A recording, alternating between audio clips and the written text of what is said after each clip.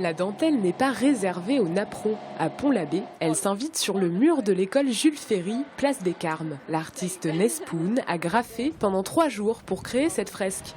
Elle reproduit les points que les grands-mères bigoudaines connaissent bien. Pour moi, c'est très important de donner un souffle nouveau à la dentelle. C'est un moyen de lui redonner vie. Du Portugal à Hong Kong, en passant par Pont-l'Abbé, à chaque pays son style de dentelle.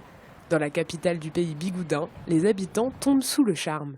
C'est la première fois qu'on voit un tel engouement des Pont-l'Abbistes, on entend parler partout et il faudrait le faire plus souvent, tout simplement.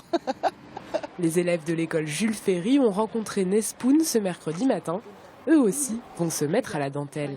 La cour, elle n'était pas très jolie. Donc on a peint plein de tableaux des artistes. On a essayé de recopier. On les a accrochés. Puis ça décore quoi. Vous allez aussi faire de la dentelle ?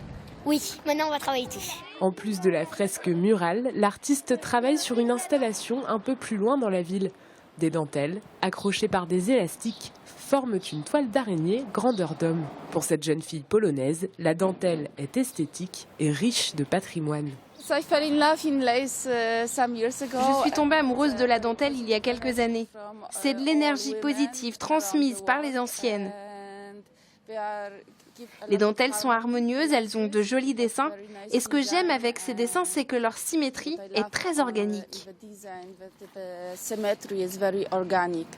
Ces 2 créations feront partie d'un projet mené par l'Office de tourisme et la ville jusqu'au mois d'octobre. Pont-l'Abbé fait dans la dentelle. L'artiste, elle, repart ce jeudi vers Moscou pour sa prochaine exposition.